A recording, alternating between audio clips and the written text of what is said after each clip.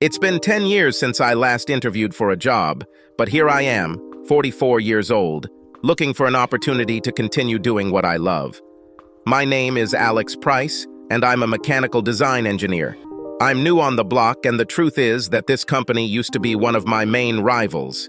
I have a feeling they will offer me a job when they see what I have to offer. Soon, I hope everything will work out. My plan, that is, a plan to get rid of my cheating wife. I met Holly in 1993, and even now I can imagine her as she was then. She was beautiful and so confident. I, on the other hand, was shy and introverted. I guess being raised by a dominant, grumpy mother made me this way.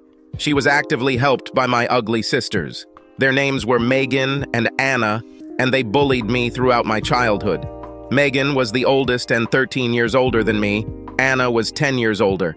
I guess I was a mistake and not planned, and they all blamed my birth for my parents' separation. My father left home in 1977 when I was 5 years old and never returned. Only recently did I find out the truth. "Come in, Mr. Price. Good to see you." I immediately felt the warmth of Robert Williams, owner of Sutton Hydraulics. He was the complete opposite of the bastard I left behind. "Thank you for agreeing to meet with me, Mr. Williams," I said. I sat down opposite him in his impressive office and he began to talk. "I'm surprised you're leaving Walker Engineering, Mr. Price." "Please call me Alex, and I can't wait to get out of there," I replied. "They do a great job there, Mr. Price." "Alex, I'm sorry." He was still looking at me with some confusion on his face. "Well, I'm doing a great job there, Mr. Williams." "Please call me Robert," he interrupted. "As I said, I've been working hard for the last 10 years, and it's been my projects that have moved the company forward, without any thanks and, lately, without any respect." He looked at me seriously for several seconds. I said nothing about my situation, and for now, I was willing to keep it a secret. "Without a doubt, I want you here, Alex. I can offer you the package you asked for, which includes a small salary increase of a few £1,000s. But you also suggested on the phone that if you help us win a few more contracts, you would like to earn a commission, right?" he asked, frowning. "Yes." "I hope it's nothing illegal, Alex. I don't want anything to do with it," he said. I raised my hand to assure him of my honest intentions. "I work with our customers a lot. I talk to them every day. I know what they pay for our products, and I know the contracts very well," I began to explain to a cold Robert Williams. "How will anyone know if we come up with a better deal? And with my projects and your team here, we can become leaders in the game. What do you say to that?" I offered confidently. He extended his hand and I shook it. I looked into his eyes and saw before me an honest and decent man. Another part of the plan was completed. Now back to my cheating wife, Holly. We met at Kingston University in South London. She was in her final year of studying creative writing, and I was finishing my master's degree in mechanical engineering and design. As I already said, I was too shy to approach her, and she never rejected attention from men. She was short with brown hair and large brown eyes, the ones you can get lost in. She had a good figure, but I knew she was out of my league. The guys who courted her were all sociable and popular. To my surprise, one of her friends started talking to me at the party, and Holly came over and joined us. I had little experience with women, and it seemed that my modesty and shyness attracted her attention. I found the courage to ask her out, and we started dating. I'm not ashamed to say that she was the one who took my virginity, but about 6 months into our relationship, I heard a rumor that she was cheating on me with other guys. I had no way to prove it, and I was afraid to confront her with it. Holly was a spoiled child. Her parents spoiled her, and her sister Caroline, and I had to endure her whims for most of our relationship. If she didn't get her way, she would make a scene, and she didn't hesitate to do it in public, which embarrassed me. My friends couldn't stand it and thought I should get rid of it, but I fell in love, and I had never experienced anything like it before. When we left university, we both found jobs and were able to rent a flat outside Southampton in Hampshire. Her family was from there, and I stopped keeping in touch with my family a long time ago. We got married a year later, and the next year, we welcomed Sophie into the world, followed by Ava a couple of years later. Holly loved being a mother, and everything between us seemed great from then on. I was promoted several times, and then started working for Walker Engineering 10 years ago. Increased salaries and bonuses helped us save for a better house. But like most people in the world, 2008 was a bad year. The economic downturn has caused many people to lose their jobs. Contracts became harder to win, so we all had to put in more effort and work longer hours without extra pay. It was during this time, when both girls were in school full-time, that I realized that Holly was having an affair with some guy from our old university. I was so focused on work that by the time it was over, I didn't even know who he was. My best friend Toby thought he was a guy from her band who had moved nearby. I confronted her about this once, and she just laughed in my face and said I was getting stupid. But I saw that she was lying. The fact that I was able to keep my job and a good salary meant that I was in a great position to buy a nice house. Holly always pressured me to buy a house that suited our status, whatever that meant, but I caved in like I always did, and we were able to buy a beautiful 5-bedroom detached house in Southampton. It was a buyer's market at the time, so we got a good price, although the mortgage was a little high. One of the things I did my own way was open a new savings account in my name only. I only put my annual bonus in there, and since I was the sole breadwinner and in charge of all the finances and banking, I don't think Holly would even know about it, even if I dangled the receipts in her face. In retrospect, it turned out to be one of the best decisions I made. I needed some protection because I wasn't sure if Holly was planning on leaving me if an old lover came back. After that time, everything seemed to return to a semblance of normalcy, and girls always came first for me. I supported them in their studies and tried to spend a lot of time with them on weekends. In fact, I was the one who took them to dance classes, concerts, and the zoo more times than I can remember. Holly always seemed too busy hanging out with her other spoiled and lazy friends. I rarely communicated with other husbands, but we were all, to one degree or another, henpecked.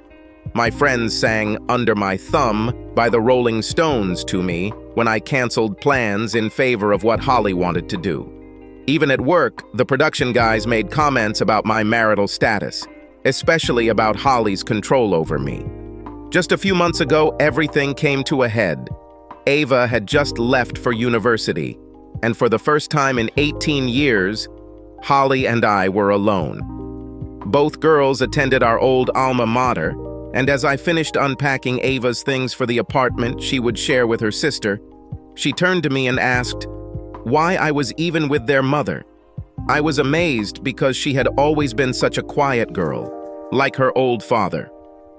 "Dad, I heard she was having an affair with Henry Walker in your company," Ava said. I remember the tears in her eyes when she said this. This was news to me, but I was not surprised. All these years, I could have investigated her infidelities and never did for fear of destroying the family, and my girls would suffer because of this, and would harbor a grudge against me, like my sisters against my father. I let her cheat on me because the alternative was unbearable. I still loved her, but I loved what we created more. This news did several things to me. First, I realized for the first time the level of dislike my daughters had for their mother, which was far greater than I could have imagined. They loved and respected me, but I knew they were disappointed that I didn't take control of the situation. Secondly, it brought up old feelings I had about the women in my life growing up and how that contributed to my weaknesses. Finally, I realized that I was openly ridiculed at work, and most noticeably by Henry Walker, who was the nephew of Jack's owner and the man I was being cheated on with. I didn't know what to do, but I knew I couldn't continue to tolerate this, especially now that my youngest daughter knew about the ridicule I was receiving from Holly. I knew I had to push her. My heart was racing as I sat at the kitchen table, waiting for Holly to come home.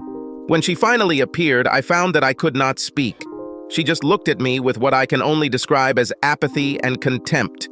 She didn't say anything to me as she unloaded her shopping into the closets. Finally, I spoke. "Are you cheating on me, Holly?" She turned to me, blushing slightly, but answered without hesitation, "I wouldn't call it cheating, darling." I was shocked and disgusted by her confession, but nevertheless silently awaited her explanation of how sex with another man was not considered cheating. You're a wonderful man, Alex. You're a great provider and my best friend, but there are things you can't give me. And I'm not ashamed to say that I want it all," she said, frankly and openly. "So that means you're cheating on me," I said, devastated by her brazen approach to infidelity. "Only with my body," she said. "Not with my heart or mind, Alex. It belongs to you." My head was spinning, and my stomach was in knots. The confidence of her words left me speechless. "I never deny you sex, Alex, and all I do is explore with a couple of young guys," she admitted. "What?" I screamed. I never raised my voice, and my reaction stunned her. She walked around the table and sat down opposite me. "Don't yell at me, Alex," she said, regaining her composure. "You admit that you cheated on me with 2 guys, and I have to keep quiet," I replied. "I love you, Alex, but everything will be like this. Live with this or I will still leave and be with them," she said, presenting me with both a threat and an ultimatum. I just sat there and looked at her as her face softened. For a minute, I thought she saw the pain on my face. "Everyone does it these days, Alex. My friends have had affairs with younger men, and they say it makes the marriage better," she said. I was shocked. I was already barely coping with the blow, but now Holly was really trying to justify her cheating by telling me that all her friends were cheating too. As for the idea that it would make our marriage better, it was disdainful to say the least. She didn't care about the marriage or me, only about the comfort and security I could provide. I spoke again. "So, I can have another woman. Is that what you say, Holly?" She looked at me for a few seconds and then laughed in my face. I sat in silence as she continued to laugh, trying to contain herself. "Come on, Alex. Let's be serious. You have a hard time talking to women you've known for years. What chance do you have of seducing someone?" She openly mocked me, continuing to giggle, and I felt humiliated and ashamed, but she did not stop. "It will be, Alex. So don't ruin a good thing. I'm still your wife. I still love you, and I still come back to you every night. Don't ruin your life by complaining about it or doing something. Oh, you'll regret it." She left me at the table, thinking about what had just happened in my life, in my world. She was so open in her actions that I realized that she didn't care about me at all. I don't care if her friends cheat, but that didn't give her the right to do the same. Moreover, she even dared to threaten me. I was very angry. That night I slept in the guest room. I couldn't stand being around her, but around midnight, Holly woke me up and asked why I wasn't going to bed. Was she really that delusional? I knew she was a spoiled brat, but really? "Oh, come on, Alex, accept it. That's the way the world works now. You're just acting like an old man," she said. I said nothing. I felt her presence on the stairs, looking into the guest room. "As you wish, Alex. You'll be back in bed soon, I know it. You refuse me nothing, and you know, as do I, that I always get my way," she said confidently. Actually, she was right. What had I ever done in our 22-year relationship that could suggest anything other than my unconditional loyalty and willingness to go along with whatever she said and wanted? It was common knowledge that I was under her thumb and henpecked, and it was now well known among her friends and my work colleagues that I was a cuckold. I didn't sleep a wink, so I decided to go downstairs and watch TV. There was a show about celebrities exploring their family trees, and while most of it went over my head, it got me thinking about my own family. I had no contact with my mother or sisters, but began to remember my father. I remembered so little about him. He should have had a family. He had to have. Why did he leave, and was it like my mother said, that he abandoned us? Before I left for university, I heard from my shura that my father died many years ago, but my sisters denied any knowledge of this. This was about the point when I decided to cut them out of my life. The next day, I got up and left the house before Holly came out of our room. What she told me was still swirling in my head, and I was desperately trying to focus on something more positive to just get through the day. I started thinking about last night's TV show and decided to do a little research on my dad. The girls didn't need my help anymore, and my wife was busy cheating, so maybe getting some answers about who and what my father was could help me and occupy my time. "Good morning, Alex." I turned around to see who was speaking and ran into Henry Walker. The smug grin on his face, like he was about to burst with laughter, just made my blood boil. I just looked at him and didn't say anything. "How was your wife?" he asked, clearly mocking me. I heard a few chuckles from grown men at the coffee machine. I just looked at them as they stood there. I walked past them as they continued to giggle behind me. I felt like the whole world knew what I was doing, and even my boss's secretary, Olivia, seemed to find my situation funny and ripe for ridicule. "Can I help you with anything, Mr. Price? Maybe a couple of eggs?" I looked at her. "What did you just say?" I asked, looking into her eyes. She changed her position and came closer to me. "I said there were no calls," she said, trying to contain her laughter. I walked into my office and sat down at my desk. My day started out in the worst possible way, and I was now the target of ridicule both at home and at work. I tried to focus on my project, but the anger inside me did not subside. I decided to start looking for information about my father. All I knew was that he was born in Cambridgeshire and left us at the age of 38 in 1977. So I started searching family history sites in the area. After just 30 minutes of searching, I discovered that there were 14 people named James Price in Cambridgeshire, born in 1939. I knew he could have died many years before I went to university, so I was able to narrow it down to 3 possible people. I decided I didn't have time to search for each of them, so I posted on genealogy sites in each of the cities I found. As I sat in my office reflecting on the last 24 hours, my boss Jack called me in. He wanted to talk to me in his office. Jack was now a successful and wealthy man, but in his 60s he had been married 3 times. He was a traitor and a bully. He was one of those power-mad types who demanded respect but didn't give it in return. Many times in the past I thought about leaving, but he always convinced me to stay, and the salary was the best in the area. The one thing I knew about him was that he cheated on his 3rd wife with his secretary Olivia behind his back.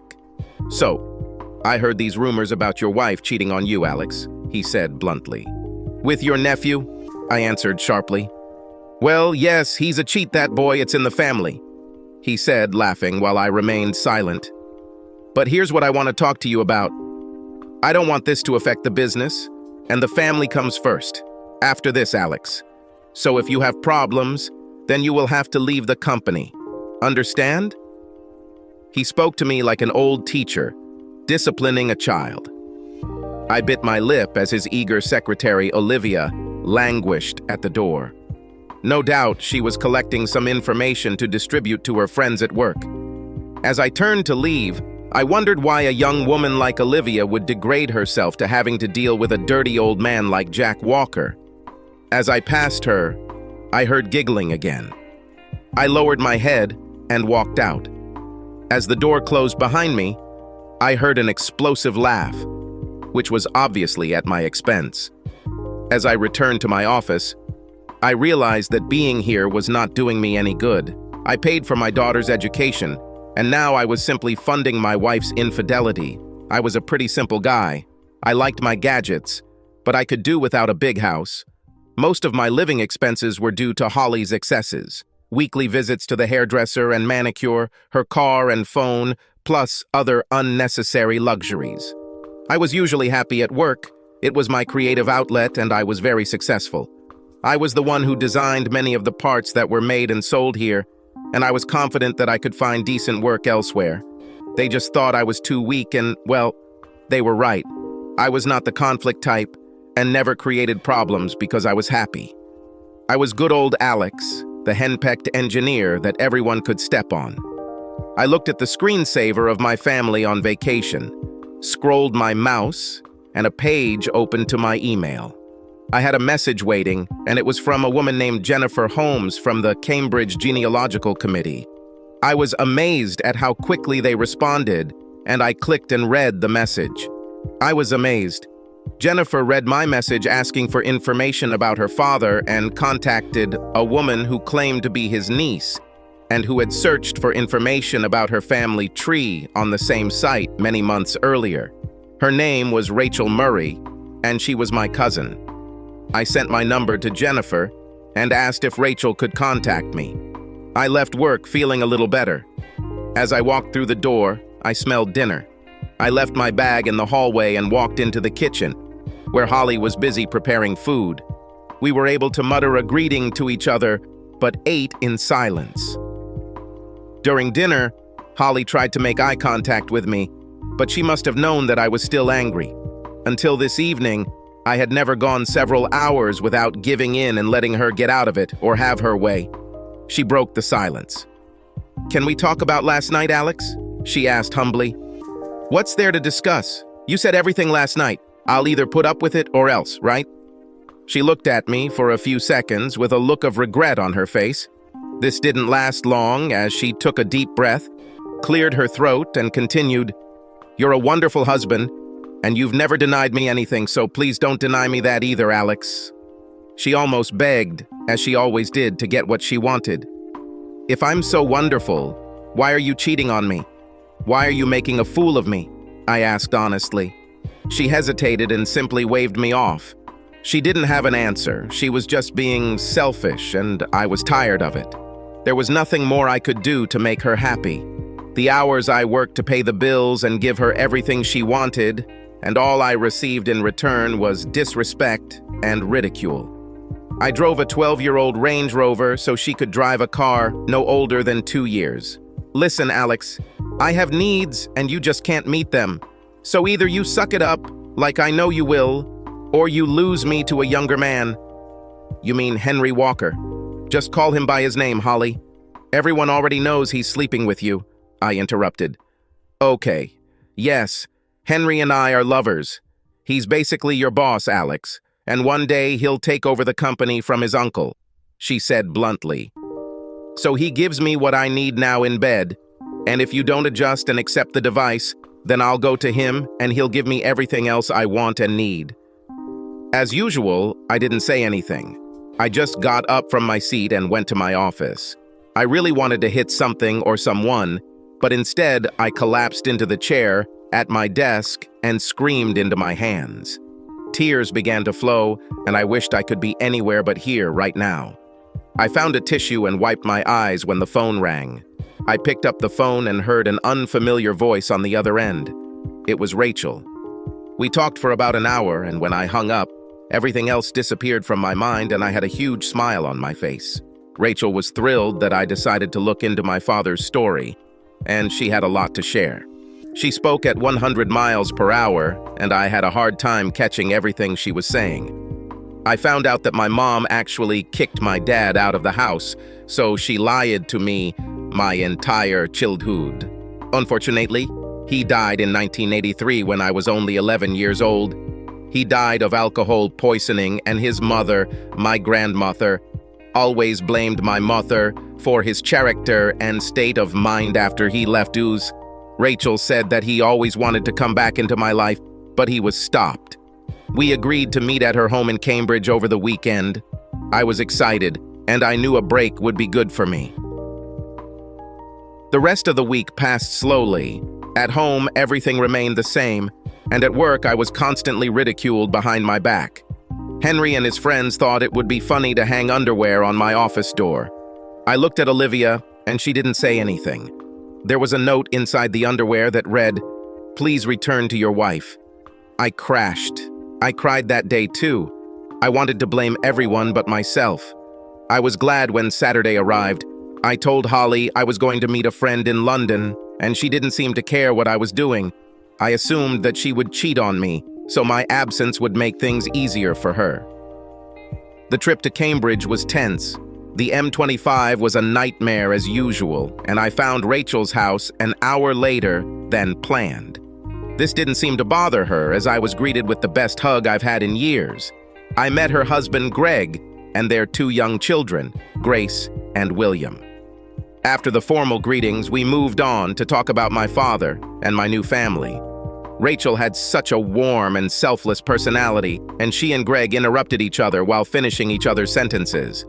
I think they were both happy to share our family's story. During my visit, we were joined by David and Lucy Price. He was also my cousin and Rachel's brother. We got along well, and he added what he knew about my father and family. After lunch, we took a short drive, during which I was given time to think. When we returned, David and I talked about our work and family life. He could tell things weren't going well for me, and for some reason, I trusted both of my new cousins. They just told me not to put up with it, and that they would support me if I needed anything. I was so grateful. I left Cambridge with a new outlook on things.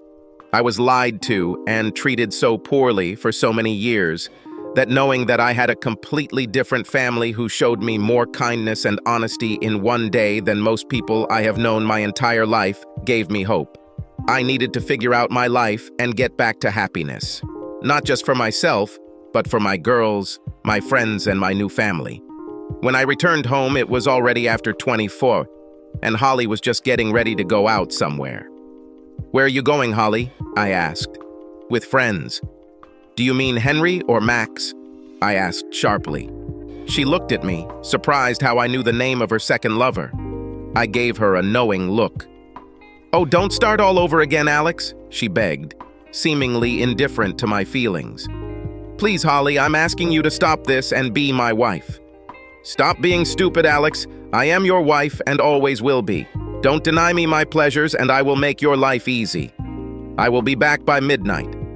She completely ignored my requests and continued to threaten me.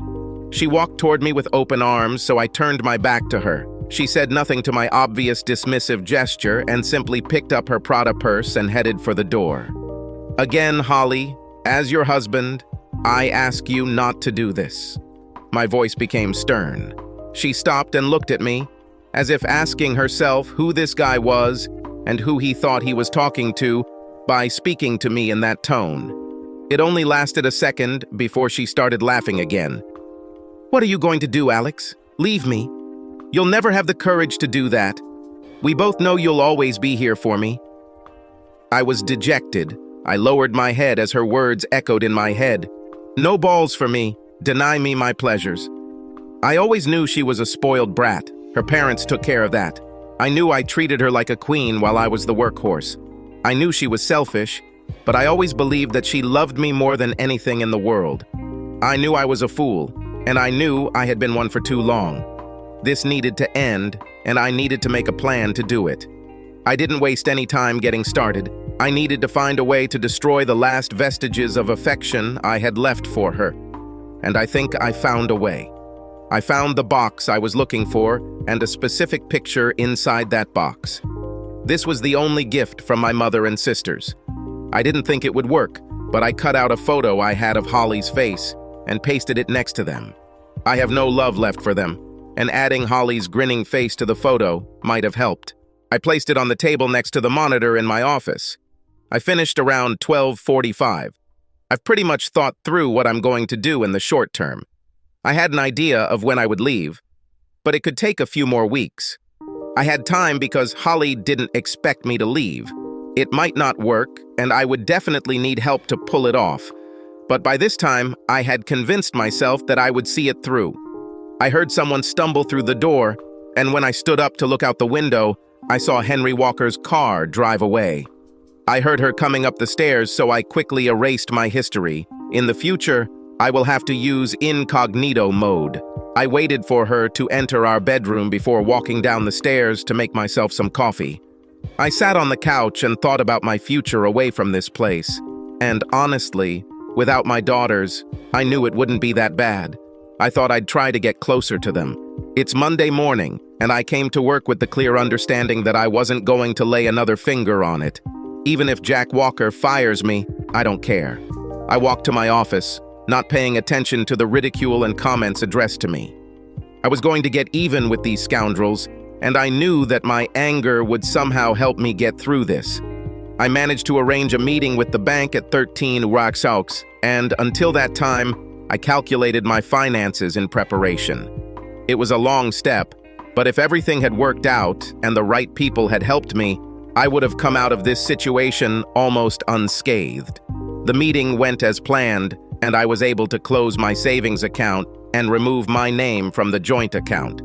I had an ISA with a few £1,000s in it, so I closed it with cash and stuck it in my wallet. On the way back to the office, I stopped at PC World and purchased 2 digital voice recorders, a 500 GB USB 3.0 external hard drive, and a new PC hard drive. Back at the office, I sat down and began trying to gain access to the company's confidential client files. I had seen them briefly before in Jack's office, so I knew they existed. But I needed his password. It took me an hour to crack it. Ironically, his wife's name was the username, and the password consisted of his name and a 6-digit date of birth, Jack 240656. I had everything I needed. I connected the drive to my computer and downloaded all the files onto it. 10 minutes later, I did the same with all my new plans and drawings for the energy-efficient hydraulic pump system I was working on that would keep the company at the forefront. We have produced pumps for air conditioning systems, heavy equipment, and even the dairy industry. I erased all my PC history, including all plans and all my work. Then I turned it off, removed the hard drive, and replaced it with a new one. I put everything in my bag and then reinstalled Windows. I spent the rest of the day researching our competitors on my phone. I went on Monster to look for engineering jobs in South London, Surrey, and then left for the day. That evening, after another silent dinner, I went to my office. I discovered that one of our major competitors, which was struggling during the financial crisis, was looking for a mechanical engineer who could help with basic design and process control. It wasn't exactly what I wanted, but it was very close. They were offering a salary 10K less than my current salary, so I sent them an email and included my CV. I decided to sleep in our marital bed that night to keep up appearances for Holly. However, I pretended to be asleep when she came in. I felt her press against me, and I felt sick. And as bad as it was, it made me happy. I started to feel disgusted with her, and that helped me in the long run. The next day, I received a call from a very surprised Robert Williams at Sutton Hydraulics. We spoke briefly, and he couldn't believe I was considering leaving Walker Engineering for his smaller company. He offered me a job almost immediately, but I insisted on an interview the next day. He agreed. Another important element was in place, and the wheels began to turn quite quickly. I had a lot of free time, so I started looking for apartments in the area. I didn't need a house, and although the options weren't particularly attractive, I was able to find a really nice apartment to rent. The cost was $1,200 a month for 2 bedrooms, and was perfect for me. The apartment was 15 minutes from my daughter's and 5 minutes from work. I arranged a viewing the day after my interview with Robert Williams. I then spoke to Jack and told him that I needed to go to my daughter's in Kingston the next day to sign some papers. He just waved me off and said to go. That night, I called my best friend Toby Brown. We have known each other since school. We both went to Kingston, but he studied finance and mathematics. He was now a major banking analyst in the city and lived with his wife and children in a nice house in Twickenham. Even better, he and his wife hated Holly, which meant we rarely interacted with each other as couples. Holly was jealous of Sarah because she was an aspiring web developer and the wife of a wealthy banker. It seems that even with everything I offered her, I still didn't measure up. I arranged to meet with Toby the following evening after my interview and viewing of the apartment. He knew I had something on my mind, but I told him I would tell him everything when we met. During the trip, I thought about many things. Today was an important day not only for my plan in the short term, but also for my future. I had no idea how the girls would react yet. Before the latest discoveries, I planned to retire at 55. I was thinking about investing in a holiday home in Italy or somewhere else. My mortgage was due when I turned 50, and an extra 5 years of work would have allowed us to build up a nice fund without having to rely on retirement savings. My new job was 20 minutes from the girls' apartment. The meeting was brief, and the apartment was perfect. So I had plenty of time before I needed to meet Toby, so I picked up lunch for me and the girls and headed to their apartment. They lived together, and I paid half the rent. When I approached the building, I didn't know what to tell them. I didn't know how often they talked to their mom, but I knew that I didn't want to hide anything from them. When they saw me, they ran downstairs and hugged me as I walked through the door. My smile could be seen from space. I missed her so much. "Daddy! Daddy!" they shouted, laughing as if they were still babies. They led me inside, and I laid out the lunch I had picked up along the way. We sat and ate while they told me about their lives and studies. I was so proud of my daughters. Sophie had been studying to become a pharmacist for 2 years, and Ava was studying nursing. 2 professions created for loving and caring people. I saw Rachel in them and talked a lot about our new family and promised that we would all meet soon. When we finished lunch, I took a sip of coffee and thought, they knew something was going on. "What happened, Dad? Tell me," Sophie said. "Well, you know your mom is cheating on me, right?" I said. They both looked at each other before returning their gaze to me and nodded in unison. "Well, I've had enough and decided I'll leave her," I blurted out, drawing universal smiles. "Okay," Ava said. "It was time, Dad," Sophie added. "Aren't you mad or something?" I asked cautiously. "No, Dad. As far as I remember, she was always a jerk to you," Sophie snapped. I thought about reproaching her for disrespecting her mother, but decided not to. In fact, I thought, well done, Sophie. I also felt ashamed again because they obviously saw this growing up. I hoped they wouldn't follow their mother's example with men. I hoped that I had not harmed them with my weakness and patheticness. I also hoped that they had respect for me. "What are you going to do, Dad?" Ava asked. I told them about the new job and that I was going to move closer to them. They were delighted, but also surprised that I actually decided to leave their cheating mom and that I already had plans in place when I did. I received 2 big, loving hugs from them for this. I told them I would do everything I could to protect my financial future without going into detail. As I stood up to leave, they told me that they would support me no matter what. And although they loved their mom, she was second only to me. I left their apartment filled with happiness and was now ready for the next step of my plan. This was the most important part. Toby and Sarah met a few years after university. They were 2 of the nicest people I knew, and I relied on their kindness tonight. As usual, I was greeted warmly, but what I was about to ask them worried me. And they both knew I was out of my depth. They wanted to know right away what was going on, so I told them. There's no point in beating around the bush. I told them everything that happened and the first part of my plans. They were more surprised that I took action than Holly's betrayal. For them, it was par for the course. "So, why did you decide to leave her now, Alex?" Sarah asked, handing me another cup of tea. I passed on something stronger since I had to drive home tonight. I always thought she was cheating on me, but I couldn't prove it. Now that she confessed, everything fell into place. I also learned something that made me say enough is enough. I told them about meeting my cousins and the truth about how my father was kicked out of the house and how my sisters sided with my mother.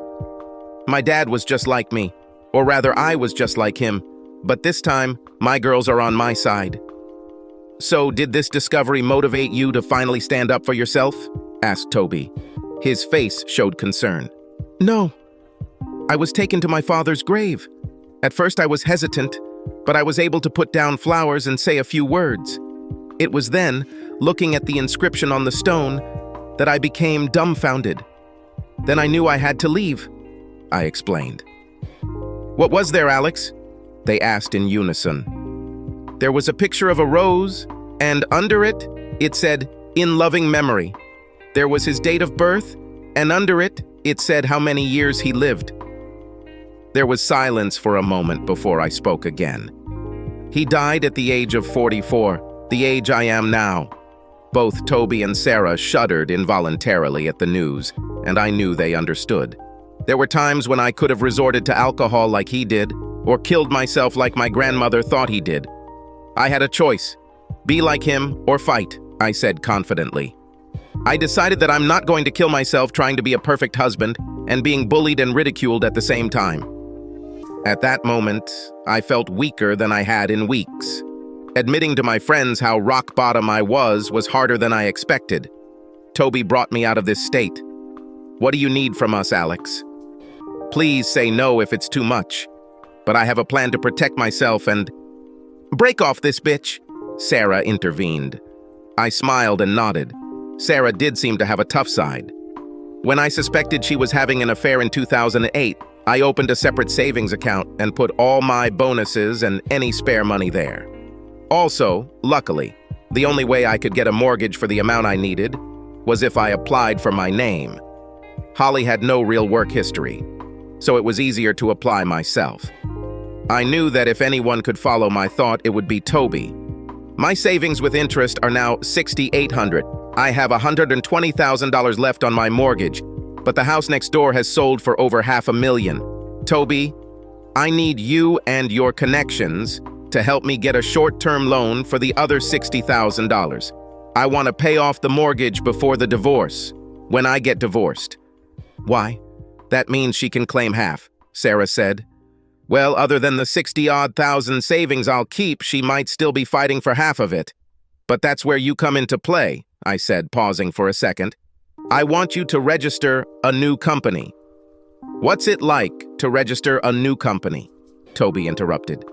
I want to transfer the title of my house to your new company. This means that she will not be able to get to it. I have looked into this, and if I pay off the mortgage, all I need to do is contact the land registry and transfer the title ownership of your company. Toby and Sarah looked at each other for a minute. Will this work, Alex? I mean, if you get divorced, she'll hire a lawyer and fight for everything. She doesn't have the money for it, and I'm sure her parents will be reluctant to shell out such a huge sum if they find out that their daughter is a traitor. Plus, I hope to use her opinion of me to my advantage, I said. How? Asked Toby. She thinks I'm a coward who will never leave her, so I won't ask for a divorce until the house is sold. The property will turn into cash, and by the time she realizes I'm getting a divorce, we can transfer that money to different accounts. Toby just smiled at me and said, I didn't know you were capable of that, Alex. So will you help me? I asked. Oh, yes. I'll get right to it, but you know a good lawyer will try to trace the money, right? He said. Yes, but it will take a long time, and she won't be able to afford the big legal bill. After another hour of conversation, I left for home. All the pieces of the puzzle fit together. On the way home, I decided that I wouldn't even file for divorce. I was sure I wouldn't meet anyone again, let alone get married again, and this way it would buy me more time. I assumed Holly wouldn't worry about my absence for at least a month. I laughed at the thought to myself. By next week, I would have left. It was almost 2 a.m. when I returned home. I looked in on Holly and she was fast asleep. No remorseful conscience prevented her from sleeping, I thought. I decided to go to the guest room. Thursday morning, I was up and out before Holly even woke up. I spent the morning writing my resignation letter, and around lunchtime, Toby called. I've got good news, bad news, and then more good news, buddy. Okay, go in order, I said, laughing. Well, the good news is that I registered a company. It only takes an hour at company's house, he said. The bad news is that to borrow the amount you need, you'll need a lot of collateral, something like a house, and that's not a good fit for you. I scratched my head in frustration, trying to think of something, when Toby continued, Listen, Alex, you trust me and I trust you. I discussed this with Sarah and we came to the same conclusion. I will now transfer you £60,000 so that you can continue with this. Just give me the money back whenever you can, okay? I was stunned. If he could see my face right now, he would know how grateful I am. This is too much, Toby. You've already done enough. I was interrupted. Just take the money and do what you need to do, he said. You have no idea how much this helps me, buddy. I owe you one. Just do it. Get away from this disrespectful, money-grubbing cheater and be happy. That's all we care about. I gave him my details and ended the conversation. My next call was to the bank to set up an appointment for the next day. After work, or rather lack thereof, I went to the Land Rover dealer. I knew the guy because that's where I bought Holly a Range Rover Sport about 10 months ago. I was still paying for it, in fact. I had an idea on how to get some more money. Hello, Mr. Price. Have you finally decided on a new car for yourself? John Reeves met me at the entrance. He owned a dealership. No, John. I wanted to discuss selling my wife's car and paying off the remaining balance. I said, sounding more pleased than I should have been. "Oh, I hope everything is okay," he asked. "It's okay. You've met her and you know how demanding she is. Now she wants a Mercedes 4F4. Well, I don't want to say anything bad, but she did seem persistent," he admitted. We agreed that he would return the Range Rover and we would cancel our payment plan. I promised to come back to upgrade my car, and he knew he could recoup the cost of Holly's car by selling it as good as new. I apologize for any inconvenience, but the thought of selling me an expensive new Range Rover more than made up for it. On the way out, I picked up the 2016 brochure, not for myself, but for Holly. When I got home, Holly was sitting in the living room clutching a cup of coffee and looking a little pale. I took off my jacket and threw my bag on the floor. "Everything is fine, dear?" I asked through clenched teeth. "Yeah, just feeling a little tired, honey," she replied, taking a sip from her mug. She held out her arms as if she wanted me to hug her and make her feel better. I ignored her and went back to my bag, taking out the brochure. "I know what will make you happier," I said. I walked over to her and sat down on the coffee table opposite her. She looked at the empty seat next to her and then at me, with bewilderment. "What do you have there?" she asked, looking at the brochure. "Well, your car is almost a year old, and I went to the dealer today and saw their new model. It's amazing, Hals," I said as her eyes lit up. "I want my wife to have the best of everything, so I'm going to trade in your car and buy you this," I said, pointing to the new 2017 model in the brochure. "Oh, wow, I like it," she said, unaware of my plan. "You always know how to please me, don't you, Alex? The only problem is that they already have a buyer for your car, so I need to get it there by Friday afternoon. I'll finish work early and take it to the dealer, and you can use my car to visit your lovers on the weekend." The last comment made her flinch, and a look of shock and bewilderment appeared on her face. "What's wrong?" I asked. "Nothing, Alex. I just thought you were still mad about our arrangement," she said. "Not our arrangement, Holly. Your arrangement. I had no choice, remember? But I guess I have no choice, right?" I said, hoping to get an answer. She simply nodded, as if she had finally put me in my place, and I accepted defeat. "I love you, Alex." I turned to look at her and was met with a sincere expression of concern. I didn't answer and just went into the kitchen. My phone started ringing and I went out into the backyard to answer it. Toby confirmed that the money had been transferred. I was ready for action. The next day, I wasted no time once I walked into the bank and was ushered into the mortgage specialist's office. She was about my age and didn't wear a wedding ring. I thought that maybe there would be life after Holly after all, but I pushed that thought away. An hour later, the mortgage was paid off. All my remaining accounts were closed. I walked a few doors down and opened a new account at a different bank. I was a happy man, knowing that I wouldn't have to pay anything else unless Holly hired a lawyer ensued. My smile faded. I walked back to the office, ignoring Olivia, who stood up to talk to me. I sat down with my coffee and thought about the next step of my plan. I contacted the land registry and completed the relevant online application. I had all the details about Toby and Sarah's new company, and within 10 minutes of submitting my application, I received an email confirming it would be processed within 3 to 5 days. After that, I will simply transfer the title to Toby, and he can register the property under his company name. I decided to look online for furniture and learn about the procedure for turning off utilities in the house. I had to wait for the right time, but I set up new accounts for my Sutton apartment. Finally, I have one more thing left to do, something I've been putting off. I knocked on Jack's door. Of course Olivia was there with him. Usually on Fridays, this old lecher gave her extra lessons, and I think I interfered with their love affairs. She left us alone. "How can I help you, Alex?" he said cheerfully as he stared at Olivia leaving the room. I placed my resignation letter on his desk. He looked at me with that same stupid grin on his face. "What is this?" he asked.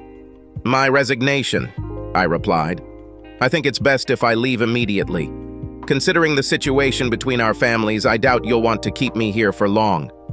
He looked dumbfounded. I would appreciate it if you would have my P45 ready by Monday, and please don't mention this to anyone. My wife shouldn't know, I said deliberately harshly. But you can't do that, we need you, he said pathetically. Not as much as you need your nephew, apparently. I'll come back on Monday to get my things. I pretended to drop a pen from my pocket, and as I bent down to pick it up, I pulled the digital voice recorder out of my sock. I attached a pin to it, and when I stood up, I pressed record and pushed it under the seat into the wooden frame of the chair. If that's all, Jack, I have things to do. Okay, Alex, but don't come back when you're broke. Your money is the only thing keeping your cheating wife with you. Do you understand that? Of course I know that, Jack. It's a pity that my wife is not as faithful as yours, I said, smiling. I knew it hit him where it hurt. I turned and walked out of his office.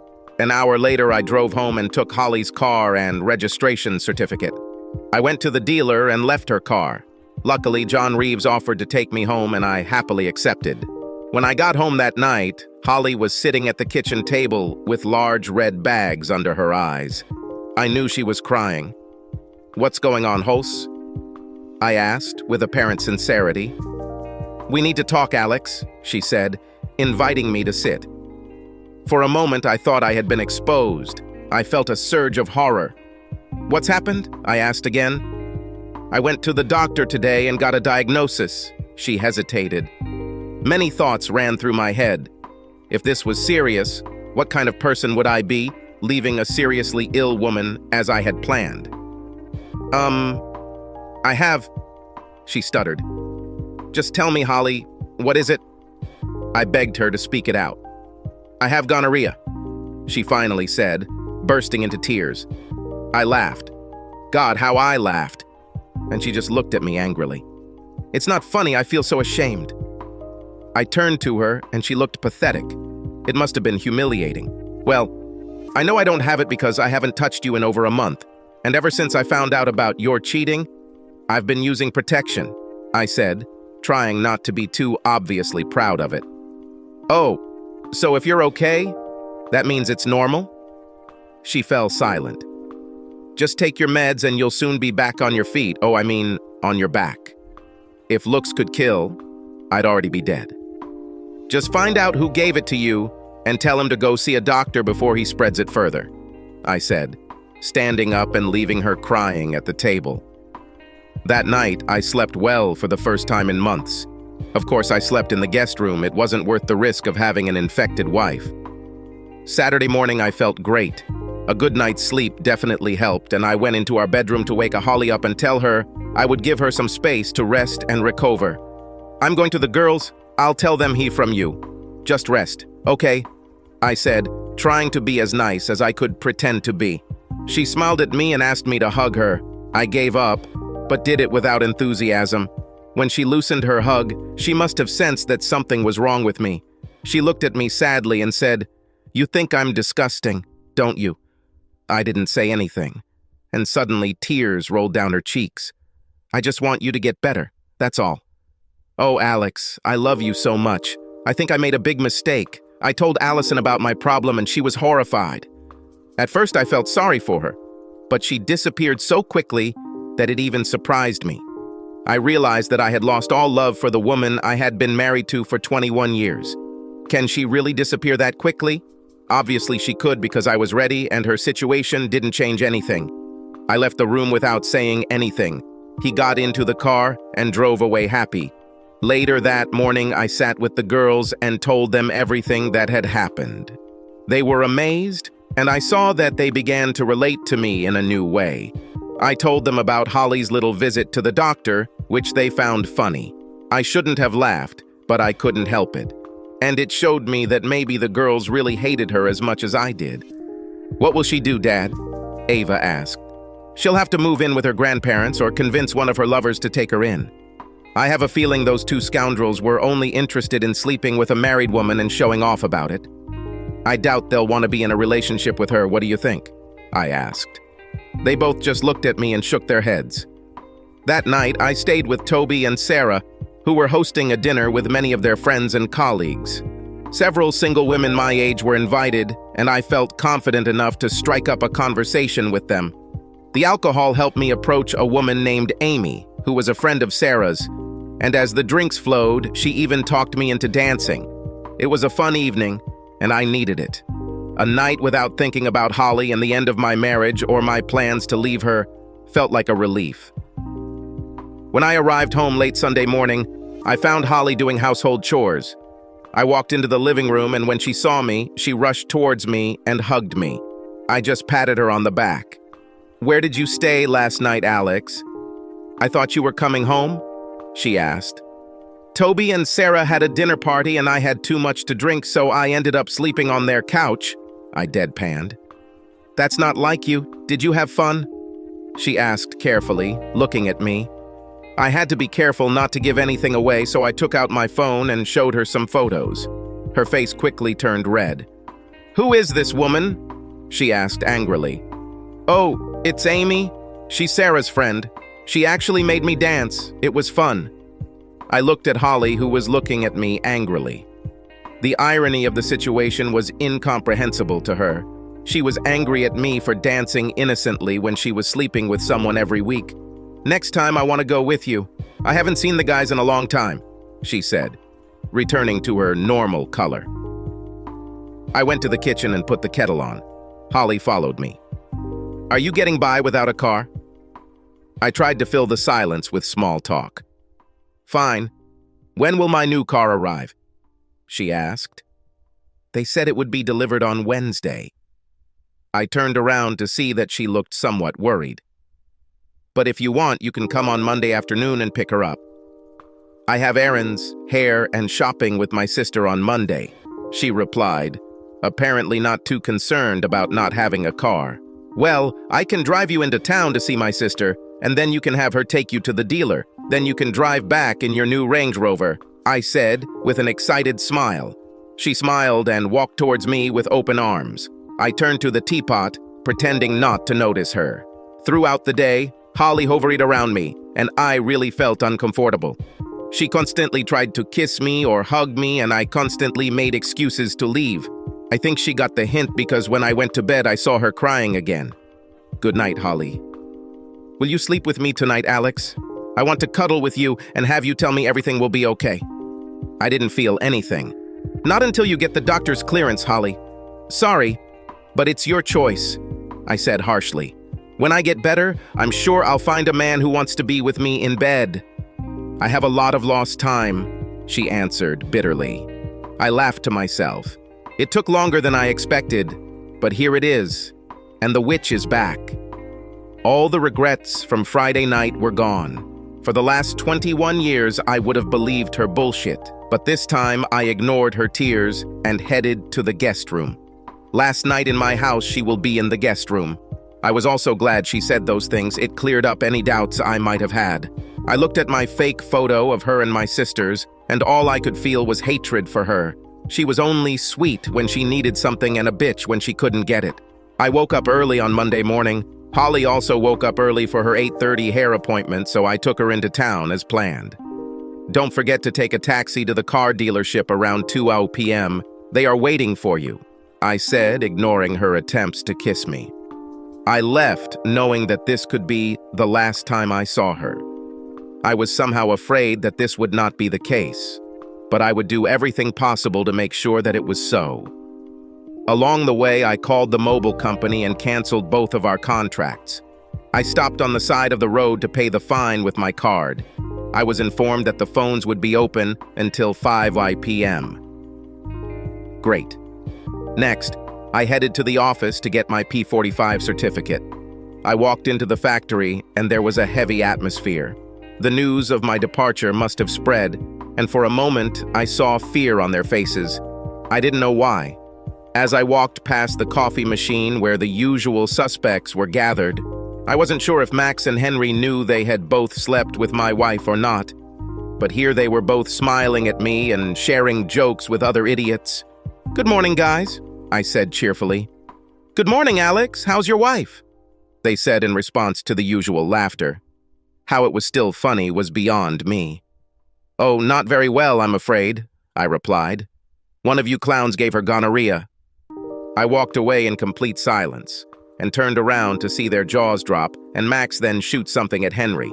I heard a big noise before I went up the stairs. Olivia saw me approach and half smiled before lowering her head. Maybe now I've finally earned some respect. Jack was at the door before I knocked. I have what you need, so take it and get out. Maybe this respect was in my imagination. I walked into his office and sat down. He quietly put the recorder in his pocket. I knew he'd given Olivia her weekly dose on Friday, and now I had it all on the recorder. "So do you have another job in mind, Alex?" he asked sharply. I ignored him at first, but I thought I'd give him what he wanted. "No, nothing," I said. He had a big smile on his face, and he probably thought I would come crawling back to him soon. "So I'll get my last month's salary and annual bonus now, Jack?" I asked. He laughed when Olivia came in with my P45 certificate. "What's so funny?" she asked. "Alex here just asked for his bonus and salary." "That's funny," Olivia said, joining in with him laughing at me. I thought, why not, and laughed too. This made them stop and look at me as if I had gone crazy. "Why are you laughing, Alex?" said Olivia. "I don't know, Olivia. Why do you let this old man have sex with you every week?" I said as my laughter got louder. They froze as her eyes widened, and Jack began to blush with anger. "I think Mom and Dad are proud of their slutty daughter." She dropped my documents on the floor and ran out of the room in tears. "Get out of my office and out of my company before I make the guys drag you out of here by your ears." I laughed as I left his office and collected the last of my things. I was still laughing to myself as I pulled up to my house. I got out and lowered the back seats. Opening the trunk, I went into the house. I walked around the house, thinking about what I wanted to take with me. I had some pieces of Romero Brito art, so I took them off the walls and wrapped them in plastic I found in the garage. I packed them in the car and continued walking around the house, collecting things. Finally, I went upstairs and emptied my wardrobe. I took all my documents from the safe, including my daughter's birth certificates and marriage certificate. I found the stairs to the attic and went up there and found all my old things. My diploma and family photos were all there. I went into the bedroom and took all the jewelry I had given Holly over the years. It was worth over $10,000, and then I took all the bags, shoes, and expensive coats I had bought too. In fact, the entire wardrobe was bought by me, so I took everything. I've always been responsible, so I had receipts for almost everything for insurance purposes, which will come in handy when I sell it all. When I finished packing, I knew I needed a TV, so I grabbed that too, along with my movie collection and, of course, the Blu-ray player. By this point, my car was too full. I thought I would get rid of all of Holly's things and a few other items that I didn't really need, including some of my old clothes. The new me will need a new wardrobe, and the girls will be happy to help me with this. I found the best photos of me and the girls and packed them in the car. I wasn't in much of a rush because Holly wasn't due back until 2 p.m. I made a cup of tea and rested for 5 minutes. Well, I need to drink a cup of tea. I think it's in Magna Harta, if I'm not mistaken. I picked up the phone and called the TV company and canceled satellite TV, phone, and internet. I called British Gas and Southern Water to cancel the utilities. It would take a few days, but I didn't care. I went back to the bedroom and sat on the bed when I noticed something that gave me an idea that even scared me. It was sitting at the top of the closet in a dusty old box. It was Holly's wedding dress. She loved him, perhaps even more than me. I took it down and then found our wedding album among the box of photographs on the bed. I grabbed the blanket, gathered everything together, and headed into the garden. When I got outside, I walked to the middle of the garden and dumped everything into a pile. I added all of Holly's things and her personal items that I knew I couldn't sell. I made sure I left her underwear alone because, well, I didn't want to catch anything. I walked up to the car and closed all the doors. I was ready to leave, and looking at my watch, it was only 1:45 p.m., so I called Robert Williams and told him I could bring him my P45 certificate later that evening during the night shift. This way I could start work again in the morning. He sounded excited, and I hoped I made his day by ending the call. Now it was 14 n, and I sat waiting for the call. I found paint thinner in the garage and went out into the garden to pour it on the wedding dress. I was about to set it on fire when my phone rang. "Hello?" I said calmly. "What's going on, Alex?" Holly screamed into the phone. "What do you mean, Holly?" I asked ironically. "Don't play dumb, Alex," she continued. "Calm down, Holly. What happened?" There was silence, and I could hear her breathing heavily. I could also hear as if her sister was in the background. "They told me that you didn't buy me a new car, but sold mine." "Oh yeah, I forgot to tell you," I said. "What are you talking about, Alex? What's going on?" She started to panic. "Now, if you want a car, you can buy it yourself," I said, trying to remain calm as best I could. My heart was pounding. "What?" she screamed. "I don't understand, Alex," she said timidly and sounded very confused. "You heard me perfectly, Holly. If you want a car, buy it yourself. Now, if you'll excuse me, I need to clean the kitchen." "Is this some kind of sick joke?" I said nothing. "We'll talk about this when I get home, Alex. I'm not happy that I'm playing," she shouted. Again, I was silent. I heard her gasping as if she were walking quickly towards her sister's car. The slamming door confirmed this. I knew she was on her way. In her condition, she could persuade her sister to drive here in 5 minutes. "Alex, Alex, Alex." "Yes," I answered almost too calmly. "You said you're in our kitchen?" She suddenly realized what I said. "Yes." "Why are you not at work?" she asked. I was silent. "Alex, Alex, Alex." She was gasping for breath now, and I could hear the panic and confusion in her voice. I hung up while she continued screaming my name. I went outside, lit a match, and started the fire. Our past burst into flames when I left. I took our marriage license out of my pocket, tore it into pieces, and left it on the kitchen table, along with one photo of us all together on vacation at Disneyland. It was a wonderful time with many happy memories. I wonder if she thought the same. I got into the car and drove away. When I got to the end of the street, I saw in the rearview mirror Holly and Jennifer pull up to the house. Neither of them raised their heads. They simply ran into the house. I turned off the phone, smiled, and drove on. The A3 was practically empty as I drove towards my new home. For some reason, I couldn't shake the feeling of anxiety that clung to me. I knew this wouldn't be the last time I'd see Holly, and once my plan moved forward, she'd do everything she could to find me and make me pay. That's the kind of person she is. I also knew she would drag the girls into this, and I didn't want them to be burdened with our problems, especially since they needed to focus on their studies. I was in Sutton by 4 p.m. and decided I had time to pop into the local mobile phone store and sign up for a new mobile contract. I also managed to contact the admin team at work to process my P45 certificate and met my new secretary, Freya. She was quite young, but she was very professional, unlike Olivia. I returned to my new apartment, which was completely empty. I had water and electricity, so I found a kettle that I had brought from home and made a cup of tea. I moved my things and ordered pizza. I turned on my old phone and the service was stopped. I smiled to myself, knowing that now Holly didn't have a phone either, which should give the girls some time before I could talk to them. I laid out my sleeping bag in the living room and waited for dinner. I had furniture that was due to arrive over the weekend, but for now I was glad to be away from Holly. I turned on my laptop and found the voice recordings I made in Jack Walker's office. I downloaded the content and played it to hear damning evidence of his infidelity with Olivia.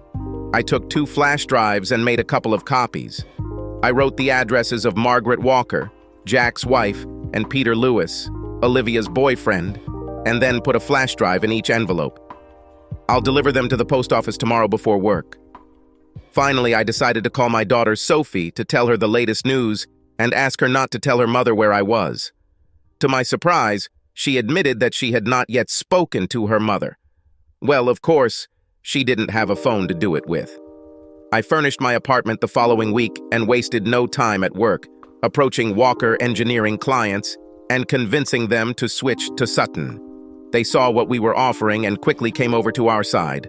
A couple decided to stay with Jack, but most hated him, but tolerated him because of the excellent products we offered. I knew it wouldn't take long for Jack to find out why his business was losing customers, but I didn't care.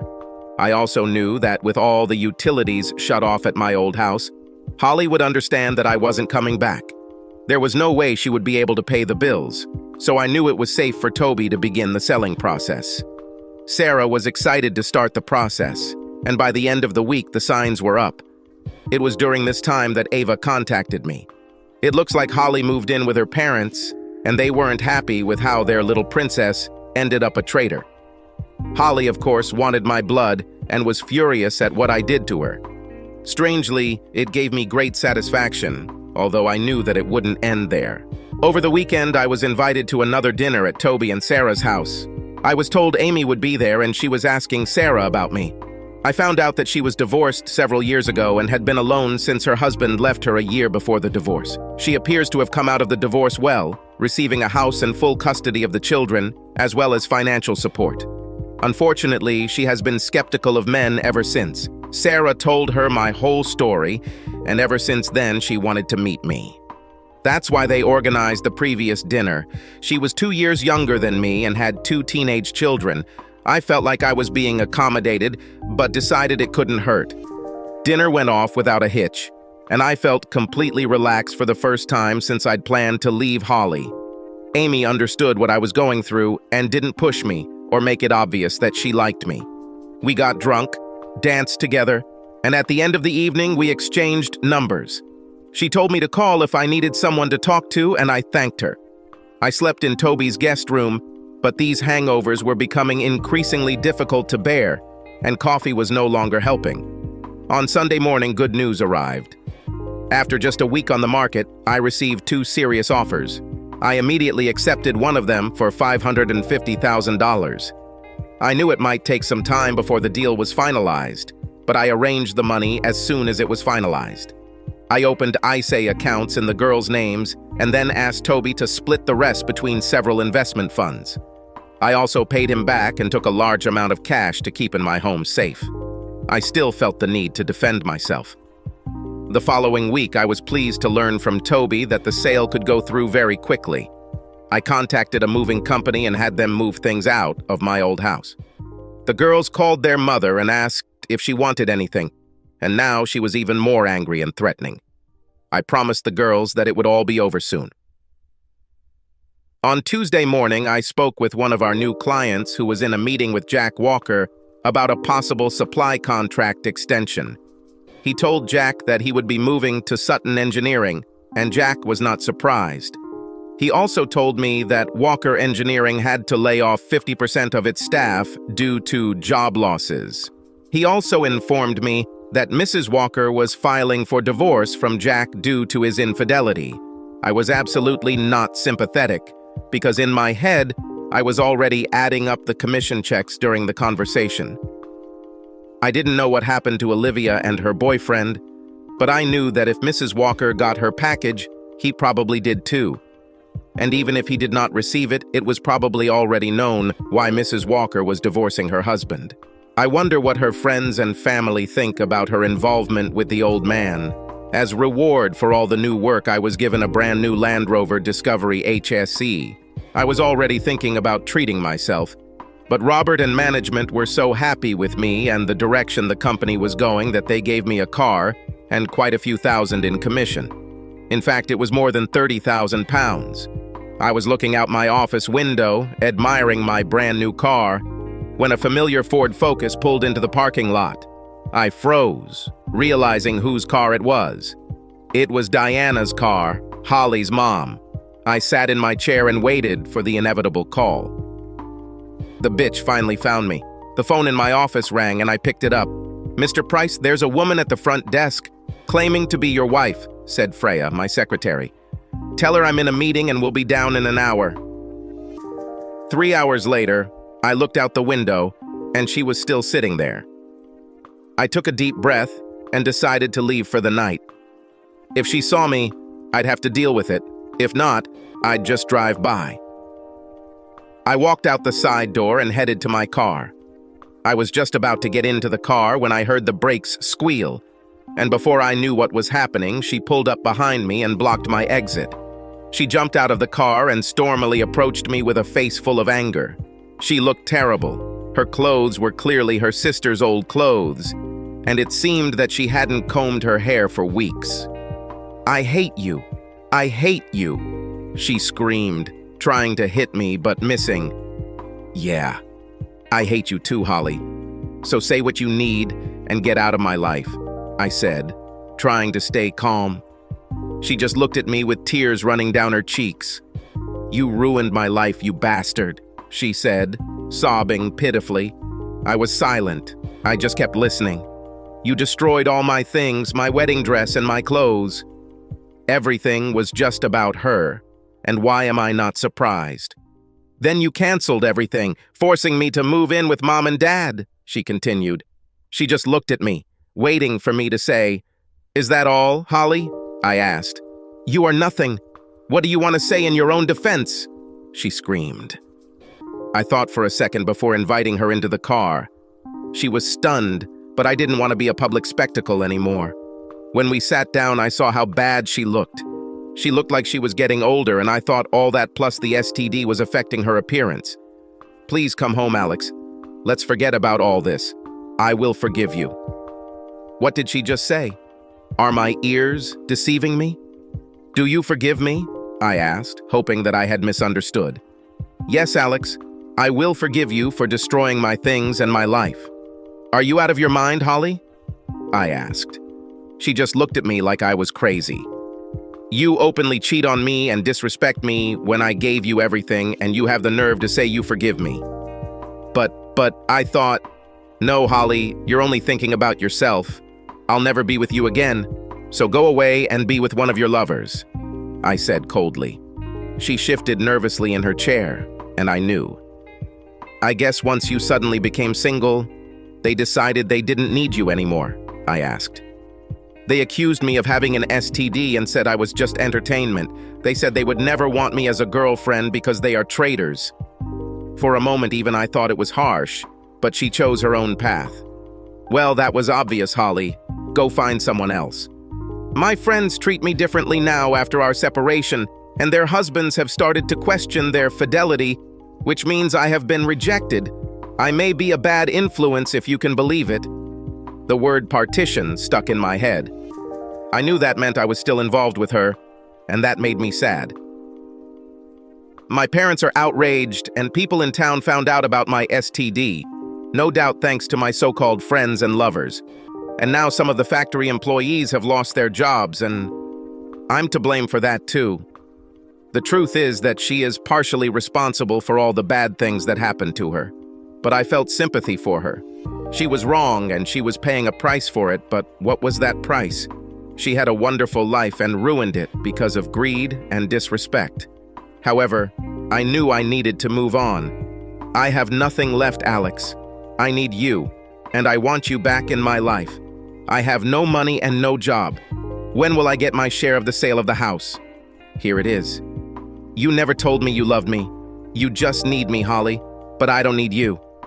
As for the house, I fell behind on my mortgage and lost it. I lied. Her eyes widened and her mouth opened in surprise. She was shocked by my words, but at least I knew what this visit was for. "I want a divorce," I said. "No, please, Alex, of course I love you. Over 20 years together, and I made a little mistake, and you're doing this to me. A very big, unforgivable mistake, Holly, and I will never go back to you." "Please, Alex," she screamed, her screams echoing throughout the car. "I want a clean break, and if you agree, I'll give you $30,000 in cash," I offered. I saw her face change, and a new decision replaced the tears. "No," she screamed. "I will fight you in court for every last thing. There is no chance that you have lost your home. You are too smart for that." Crap. She was right, and now I was at a disadvantage. "Okay, Holly, I'll put it this way," I began. "You'll never get a penny from me."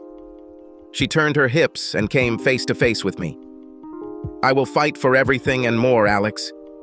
You have no money, Holly, and I'll move my assets around so much that you'll spend a fortune trying to track the money. I'm smart, remember? So by the time your lawyer finds it, you'll have accumulated a bill that will absorb any benefit. I suggest you take the money I offer, or I will hide it too. Your choice," I said sternly, without taking my eyes off hers. "You are cruel. I loved you and gave you children, and this is how you treat me? she said angrily. Thanks to me, our girls will succeed. They will not be liars or cheaters. They will be selfless, not selfish like their mother. So take the money and get out of my life.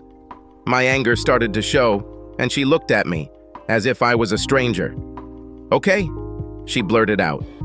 I'll take the money and agree to a divorce. Okay, I'll arrange everything. With that, she got out of my car and slammed the door. A few seconds later, she sped out of the parking lot. The next day, I filed for divorce on the grounds of her infidelity, and a week later, I agreed to meet Holly at the girl's apartment. The sale of my home was finalized, but I put off investing until the paperwork was signed. We tried to act civilized in front of the girls, but it was difficult. I handed Holly the cash, and she signed the paperwork. I kissed the girls goodbye and wished Holly luck. As I was about to leave, she burst into tears again, but it seemed to me that it was for the sake of the girls. Sophie and Ava looked at me and raised their eyebrows. They knew. See you next weekend, Dad, Ava said as I walked to the door. I walked back into the room as Holly continued to sob, and no one was paying attention to her. I suddenly realized what Ava was talking about. Oh yeah, the Coldplay concert, everyone is looking forward to it. Shall we meet you in London or go together? Asked Sophie. I'll talk to Amy and let you know in the week, I finally said before leaving. As I walked out the door, I heard Holly shout something, but I decided to ignore it and walked away. Subscribe to our channel so that your second chaff doesn't cheat on you, and go ahead and listen to the next story, because this story is nothing compared to the next one. If you're under 18, don't even think about listening to the next one.